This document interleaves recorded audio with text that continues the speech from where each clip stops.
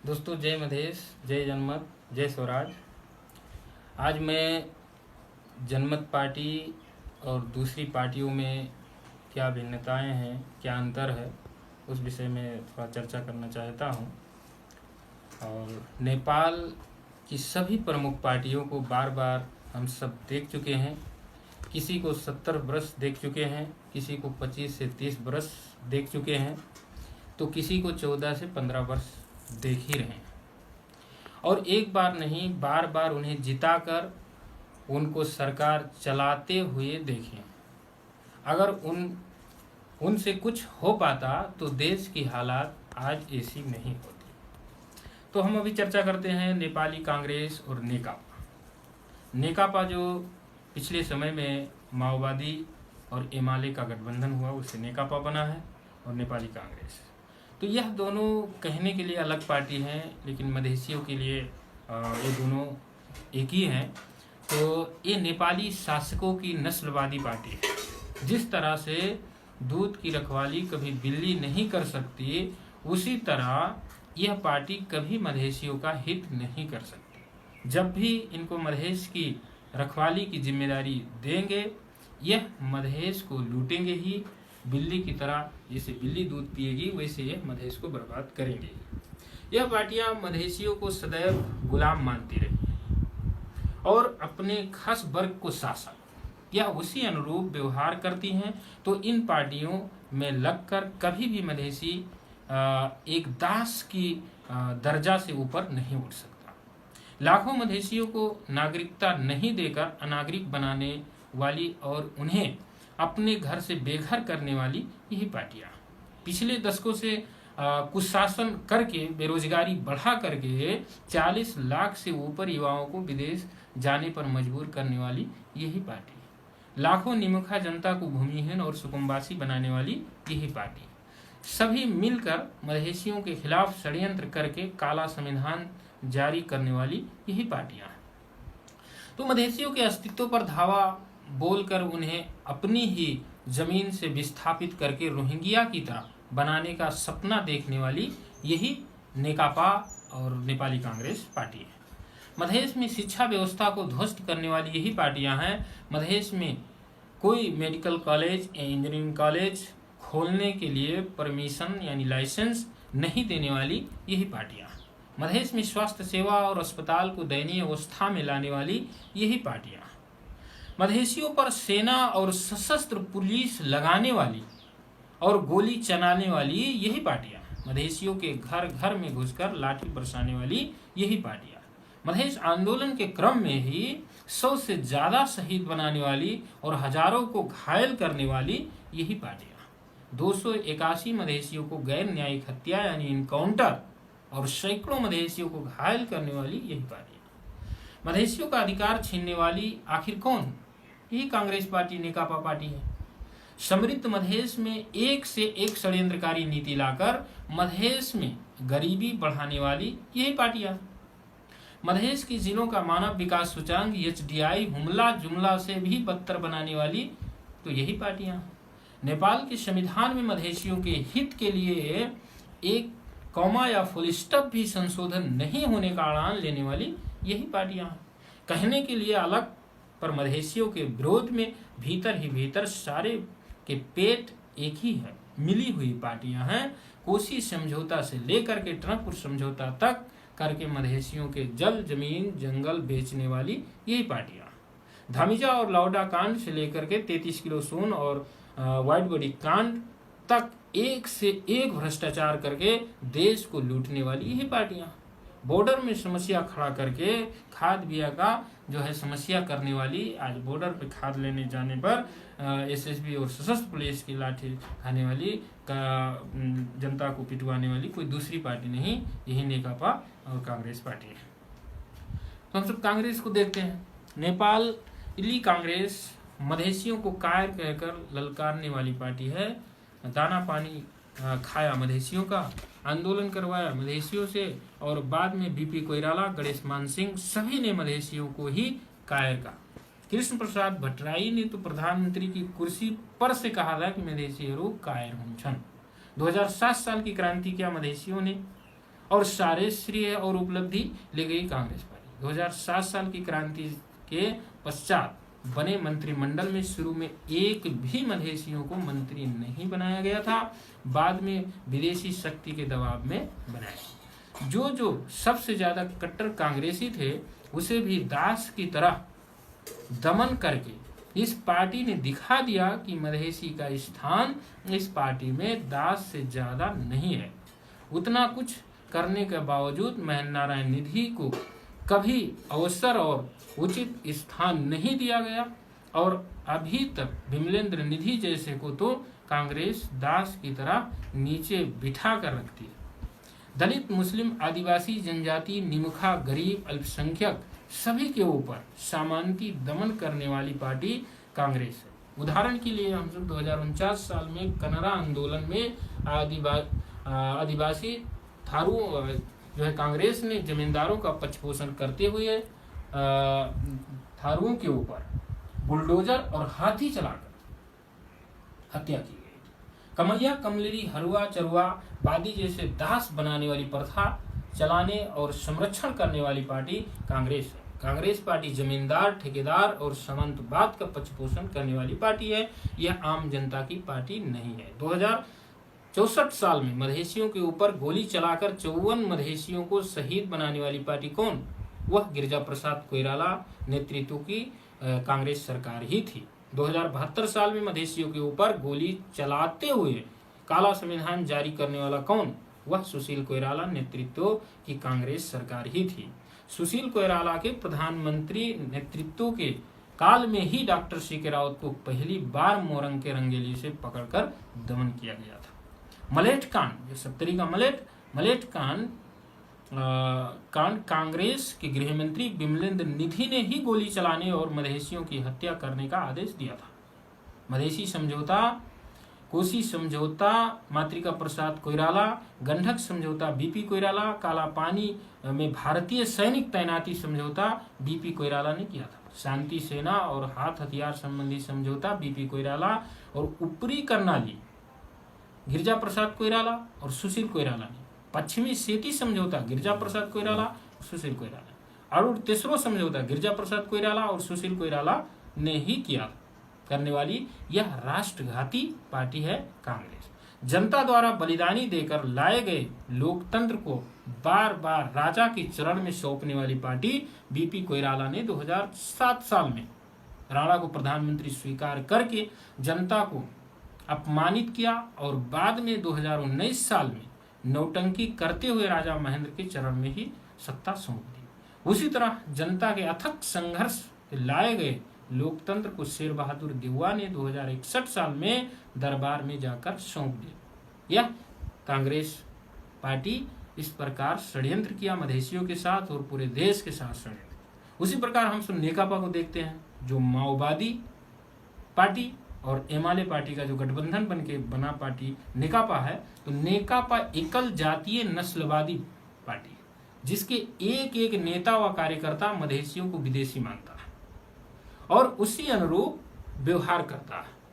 भले वो बाहर दिखाने के लिए कुछ भी बोले, पर नेकापा की राष्ट्रीयता मधेश विरोधी है, मधेसी विरोधी है। इस नेकापा पार्टी में मधेसियों को देने के लिए घृणा और तिरस्कार के अलावा कुछ भी नहीं। जिस समय आंदोलन में मधेसी शहीद हो रहे थे, उसको 2-4 आप हृदय में कहने वाली यही पार्टी है। जिस समय मधेसियों ने एकीबद्धता दिखाते हुए मेची से महाकाली तक मानव श्रृंखला बनाई, उसे माखे सांगलो कहने वाली यही पार्टी है और इसके नेता ओली ही है। राष्ट्रघाती टनकपुर समझौता से लेकर के 33 किलो सोन कांड और व्हाइट बॉडी कांड जैसे अनेकों कमीशन खोरी और भ्रष्टाचार में लिप्त पार्टी नेकापा कहने के लिए सर्वहारा वर्ग की पार्टी कहती है, परंतु और निमुखा जनता की झोपड़ी के ऊपर डोजर चला के सबसे ज्यादा विस्थापित करने वाली पार्टी है। मुसहर सहित दलित और मुस्लिम समुदाय के कई बस्तियों के ऊपर डोजर चलाकर इस पार्टी ने मिटा दिया। 2051 साल में नेकापा एमाले की सरकार ने सुकुमवासियों को सबसे ज्यादा 21,974 बीघा जमीन 58,340 परिवार को बांटी थी, परंतु वह जमीन अधिकांश पहाड़ियों को दी गई थी, मधेसियों को नहीं। सुकुम्बासी के नाम पर मधेश की भूमि अतिक्रमण करके मधेश में पहाड़ियों को बसाने का बहुत बड़ा षड्यंत्र नेकापा ने किया।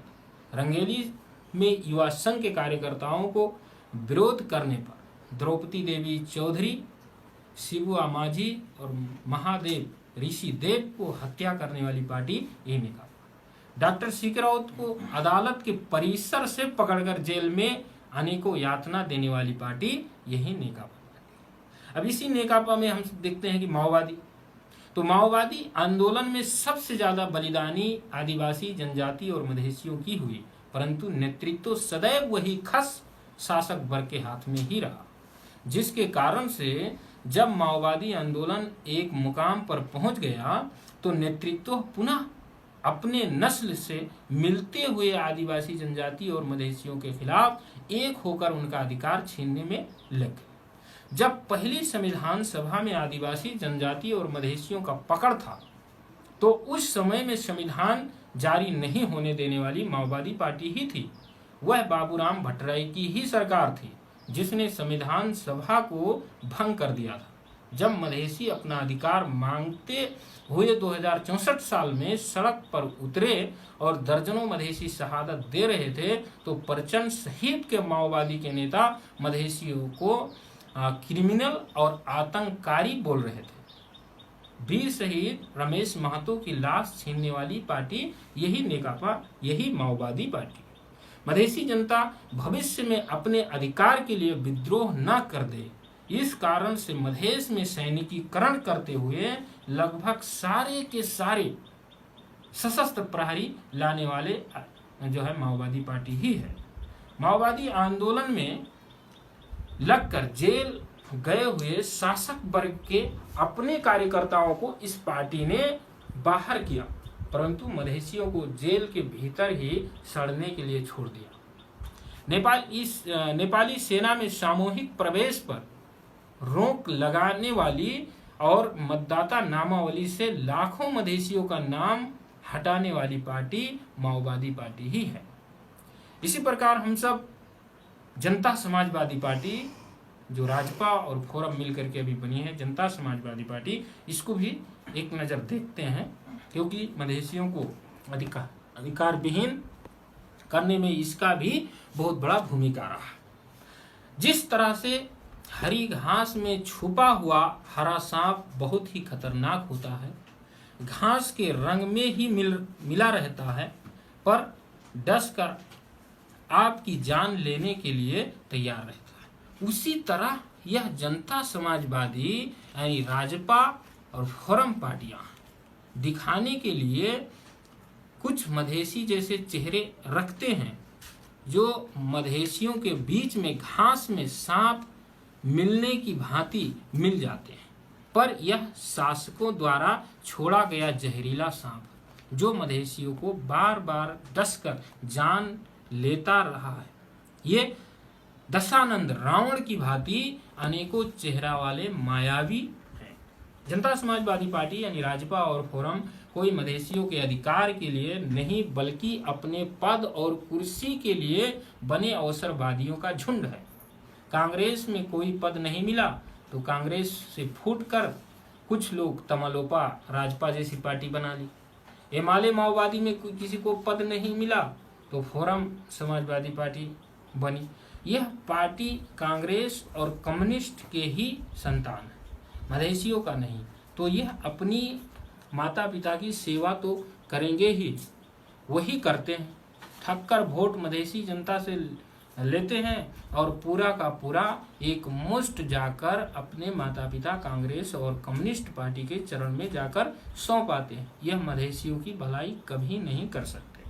राजपा फोरम यानी जनता समाजवादी पार्टी मधेशवादी नहीं, काठमांडूवादी है। मधेश में रहते कहाँ हैं? सभी का महल काठमांडू में है और वहीं पर रहते हैं। मधेश में बाढ़ हो या आगजनी हो या कुछ विपद आ जाए, उसे इसको कोई मतलब नहीं, यह तो खुद काठमांडू में सुरक्षित रहते हैं। जब मधेसी जनता अपने अधिकार के लिए आंदोलन में गोली खा रही थी तो महंत ठाकुर सरकार में मंत्री थे और मधेसियों पर गोली चलवा रहे थे। महंत ठाकुर का वक्तव्य था, मधेश आंदोलन कुछ भी नहीं है, यह तो पानी का बुलबुला है, वैसे खत्म हो जाएगा। कोई वार्ता नहीं करना पड़ेगा, मधेसियों को कोई अधिकार नहीं देना पड़ेगा। और जिस आदमी को 54 मधेसियों ने शहादत देकर चप्पल छाप से नेता बना दिया, वही उपेंद्र यादव मंत्री बनने पर कहने लगा कि मधेश बात तो हुदे ना, क्यों हो मधेश बात बने को, मधेश बात तो होता ही नहीं, क्या है मधेश बात। राजेंद्र महतो खुल्लम खुल्ला कहने लगा, हामी मधेशवादी ससेजवादी हैनो, हामी हिमाल पहाड़ तराई को काम करने राष्ट्रवादी हूँ, हम मधेशवादी ससेजवादी नहीं हैं। ओली को जनकपुर में बुलाकर ओली की तस्वीर सहित अनेकों स्वागत द्वार बना करके धूमधाम स्वागत करने वाली प्रदेश सभा में ओली को बुला करके भाषण दिलाकर ताली पीटने वाली जनता समाजवादी पार्टी यानी राजपा और फोरम ही तो है। नेकापा एमाले के साथ 2 बूंदे समझौता करके सूर्य छाप में मोहर लगाने वाली और सूर्य छाप के झंडा के नीचे अपना जुलूस निकालने वाली पार्टी जनता समाजवादी पार्टी यानी राजपा फोरम ही है।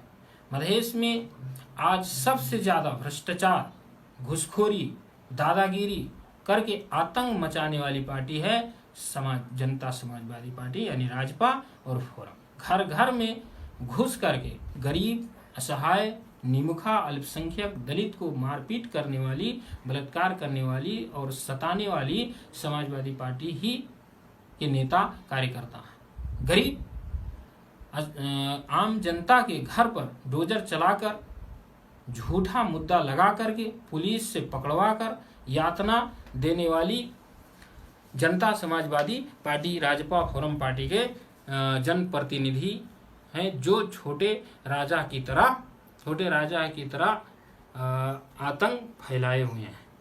2064 साल में 54 मधेसी शहीद हुए और बदले में 56 मंत्री बने। कोई नेता 6 बार मंत्री बने, पर मधेश और मधेसी जनता के लिए कुछ नहीं किए। उल्टा राजपा फोरम के नेता विशेष सुरक्षा परियोजना के नाम पर पूरे मधेश में सशस्त्र प्रहरी लाने और मधेसियों का एनकाउंटर करने का काम किए। मधेश में नातावाद और भ्रष्टाचार को चरम सीमा पर ले जाने वाली पार्टी है जनता समाजवादी पार्टी यानी राजपा और फोरम। अपनी पत्नी, साली, समधनी और प्रेमिका को सांसद और मंत्री ही नहीं बनाए, बल्कि कहीं भी अपने खानदान और रिश्तेदार को ही नियुक्ति दी। उदाहरण के लिए प्रदेश सरकार द्वारा दी गई नियुक्ति ही हम सब देख सकते हैं। शासक वर्ग के साथ हरेक किसी के सरकार में जाने और पैसा कमाने के लिए तैयार रहने वाली नैतिकता विहीन पार्टी है जनता समाजवादी पार्टी यानी राजपा और फोरम। यहाँ तक कि गणतंत्र को खत्म करने और निरंकुश राजतंत्र की वापसी करने के लिए रापरापा और कांग्रेस पार्टी के साथ भी समझौता कर लिया। गरीब मधेसी के बेटाओं को लालच देकर शहीद बनाने के लिए 50 लाख देने की घोषणा की थी। 100 से ऊपर मधेसियों ने निस्वार्थ भाव से शहादत दी, पर जनता समाजवादी पार्टी यानी राजपा और फोरम की सरकार होते हुए भी 2 नंबर प्रदेश में सरकार होते हुए भी शहीद परिवार को 50 लाख अभी तक क्यों नहीं दिया गया। जनता समाजवादी पार्टी राजपा फोरम आज तक एक भी मांग पूरा नहीं करा सकी है। 2064 में मधेश आंदोलन पश्चात किए गए 22 बूंदे और 8 बूंदे समझौता को 2072 साल के मधेश आंदोलन में घोषणा की गई 11 बूंदे मांग, उनमें से एक भी पूरा नहीं करा पाई और जनता के आंख में धूल झोंकती रही। 11 बूंदे मांगों को हम सब देख सकते हैं। एक मधेश एक प्रदेश, इस समग्र मधेश द्विस्वायत्त प्रदेश की मांग पूरी नहीं होगी। मौलिक हक में सामुदायिक समानुपातिक समावेशी की मांग पूरी नहीं हुई। राज्य के संपूर्ण अंग में समानुपातिक समावेशी होने की मांग पूरी नहीं हुई। जनसंख्या के आधार पर निर्वाचन क्षेत्र प्रतिनिधित्व होने की मांग पूरी नहीं हुई। वैवाहिक नागरिकता आंतरिक संविधान अनुसार होने की मांग पूरी नहीं हुई। अदालत में समानुपातिक समावेशी की मांग पूरी नहीं हुई। बहुभाषिक नीति की मांग पूरी नहीं हुई। आयोग में प्रतिनिधित्व होने की मांग पूरी नहीं हुई। स्थानीय निकाय में गठन प्रादेशिक कानून अनुसार होने की मांग पूरी नहीं हुई। सेना सहित सुरक्षा निकाय में समानुपातिक समावेशी की मांग पूरी नहीं हुई। बहुराष्ट्र राज्य की जो सुनिश्चितता की मांग पूरी नहीं हुई। तो अपनी एक भी मांग पूरा नहीं करा के बार बार खाली सरकार में जाकर मंत्री बनने और पैसा कमाने वाली और जनता के आंख में धूल झोंकने वाली पार्टी है जनता समाजवादी पार्टी, यानी राजपा और फोरम। मधेश को 6 टुकड़ों में बांटकर मधेश को छिन्न भिन्न करने के लिए जिम्मेवार यही पार्टी है। अब इसमें भी हम अलग अलग देखते हैं। संघीय समाजवादी फोरम था पहले, संघीय समाजवादी फोरम ने किया गया, वीर राम मनोहर यादव को बर्दिया जिला उप प्रधानमंत्री रहे उपेंद्र यादव ने बर्दिया जिले के एक कार्यक्रम से पकड़वाकर पुलिस हिरासत में ही चरम यातना देकर हत्या करवाने वाली पार्टी है जनता समाजवादी पार्टी, जो संघीय समाजवादी पार्टी थी। खुद मधेसियों की हत्या कराए वह कभी किसी का नहीं हो सकता। जनता समाजवादी पार्टी राजपा फोरम सिर्फ मधेसी शहीदों को सत्ता के लिए सीढ़ी बनाकर धन अर्जन करने वाली नातावाद में लिप्त पार्टी है। जिस नेता की हैसियत मधेश आंदोलन तक में एक टूटे चप्पल पहनने की थी, वह आंदोलन के तुरंत बाद महल तक पहुंच गया। जनता समाजवादी पार्टी यानी राजपा फोरम का अध्यक्ष खुद कहता है कि मधेश बाद हुदय ना, वह मधेसियों के लिए कभी हित नहीं कर सकता। उपेंद्र यादव स्वास्थ्य मंत्री बने और 19 महीने सरकार में रहे। 19 महीने में 30 बार विदेश भ्रमण किए, पर 3 बार भी अपनी मतदाताओं को देखने नहीं गए। 3 बार भी जिसको मधेश की याद नहीं आई उसकी पार्टी है जनता समाजवादी पार्टी। उपेंद्र यादव और राजेंद्र महतो बार बार स्वास्थ्य मंत्री बने, परंतु आज मधेश में अस्पताल की अवस्था देखिए। पूरे प्रदेश नंबर 2 में 6-7 से ज्यादा वेंटिलेटर तक नहीं।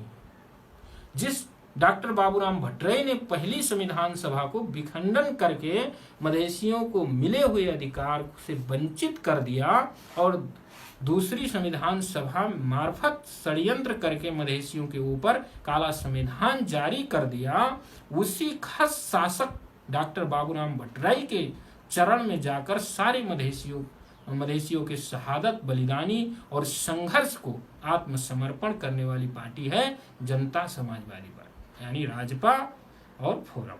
यह मधेसियों की पार्टी हरगिज नहीं। आप गलती से भी उन्हें मधेसी पार्टी कह देंगे तो वो उल्टा गुस्सा हो जाते हैं।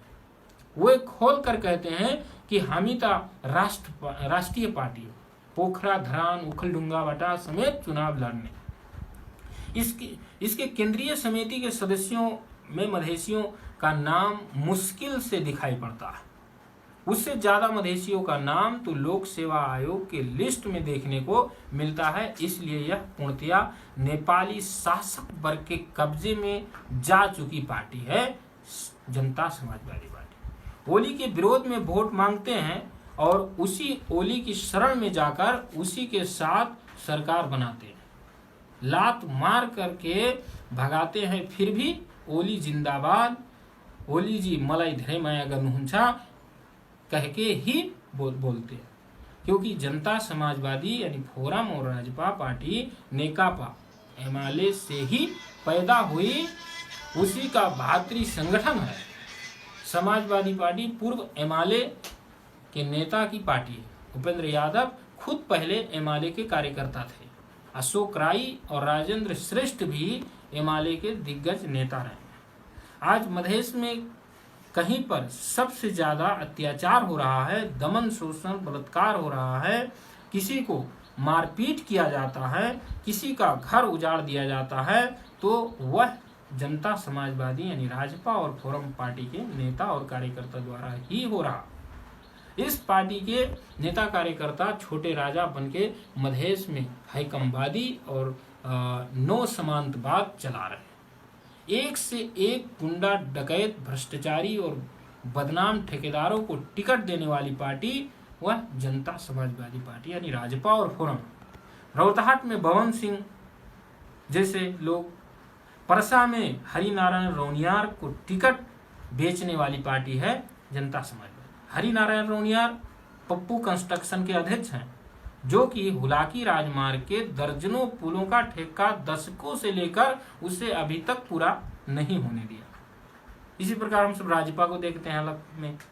तो जिस तरह से 60-70 वर्ष पुरानी कबाड़ी गाड़ी को जोड़ जोड़ कर एक पहिया इधर से उधर पहिया जोड़कर लगाकर गाड़ी बना दी जाए, उसी तरह जनता समाजवादी पार्टी यानी ये राजपा नेता सब हैं, पुराने डेट एक्सपायर नेताओं को इधर से उधर से जमा तो कर गए, पर इंजन चलती ही नहीं, गाड़ी स्टार्ट होती ही नहीं, धक्का मारे फिर भी तो 10 पहिया 10 ओर चलने लगती है, बिखरने लगती है। वही हाल जनता समाजवादी पार्टी यानी राजपा का है और फोरम का भी वही हालत है अभी।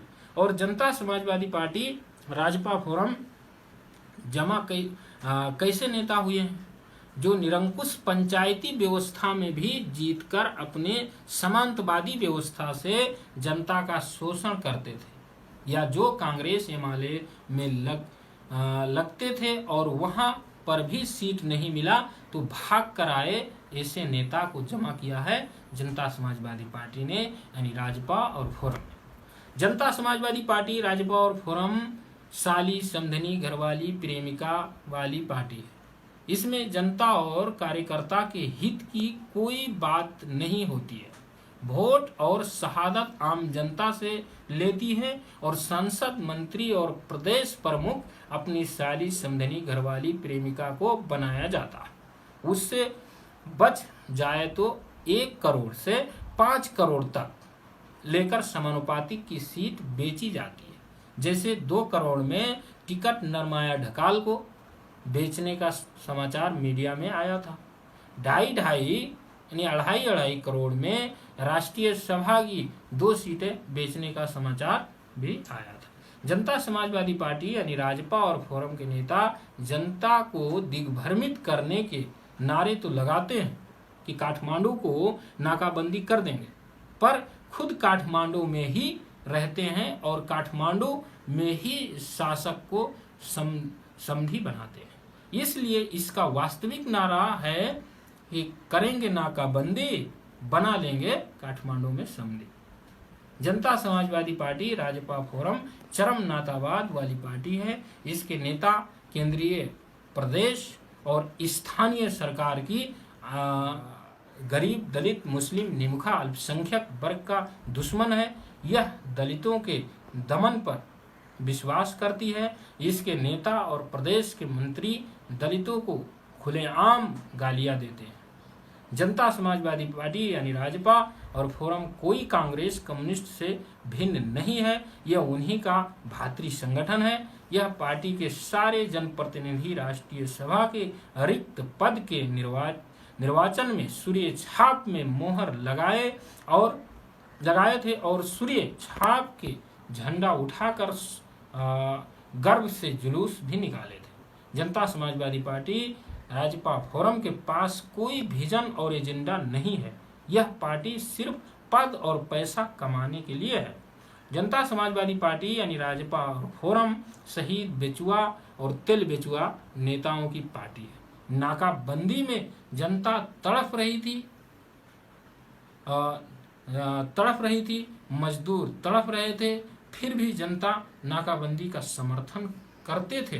परंतु इसी पार्टी के नेतागण सीडीओ और एसपी के साथ रात को मिलकर सारी मालवाहक गाड़ियां लाखों कमीशन लेकर पास कराती थी। इसी के चलते मधेश आंदोलन सफल नहीं हुआ और मधेशियों की कोई मांग पूरी नहीं हुई, पूरी मांग नहीं हुई। तो ये है जो है नेपाली कांग्रेस, नेकपा, जनता समाजवादी पार्टी, यह सारे के सारे मधेश विरोधी हैं, सारे के सारे मधेशियों के हित विपरीत हैं। इसलिए मधेशियों के लिए सिर्फ एक पार्टी है, वो है जनमत पार्टी। जनमत पार्टी में आप सभी लोग जुड़ें और जो है जनता राज कायम करें। धन्यवाद। जय मधेश, जय। गरीब, दलित, मुस्लिम, निमुखा, अल्पसंख्यक वर्ग का दुश्मन है। यह दलितों के दमन पर विश्वास करती है। इसके नेता और प्रदेश के मंत्री दलितों को खुलेआम गालियां देते हैं। जनता समाजवादी पार्टी यानी राजपा और फोरम कोई कांग्रेस कम्युनिस्ट से भिन्न नहीं है, यह उन्हीं का भातृ संगठन है। यह पार्टी के सारे जनप्रतिनिधि राष्ट्रीय सभा के रिक्त पद के निर्वाचन में सूर्य छाप में मोहर लगाए थे और सूर्य छाप के झंडा उठाकर गर्व से जुलूस भी निकाले थे। जनता समाजवादी पार्टी राजपा फोरम के पास कोई विजन और एजेंडा नहीं है। यह पार्टी सिर्फ पद और पैसा कमाने के लिए है। जनता समाजवादी पार्टी यानी राजपा और फोरम शहीद बेचुआ और तेल बेचुआ नेताओं की पार्टी है। नाकाबंदी में जनता तड़प रही थी, मजदूर तड़प रहे थे, फिर भी जनता नाकाबंदी का समर्थन करते थे। परंतु इसी पार्टी के नेतागण सीडीओ और एसपी के साथ रात को मिलकर सारी मालवाहक गाड़ियां लाखों कमीशन लेकर पास कराती थी। इसी के चलते मधेश आंदोलन सफल नहीं हुआ और मधेशियों की कोई मांग पूरी नहीं हुई। तो ये है जो है नेपाली कांग्रेस, नेकपा, जनता समाजवादी पार्टी, यह सारे के सारे मधेश विरोधी हैं, सारे के सारे मधेशियों के हित विपरीत हैं। इसलिए मधेशियों के लिए सिर्फ एक पार्टी है, वो है जनमत पार्टी। जनमत पार्टी में आप सभी लोग जुड़ें और जो है जनता राज कायम करें। धन्यवाद। जय मधेश, जय जनता।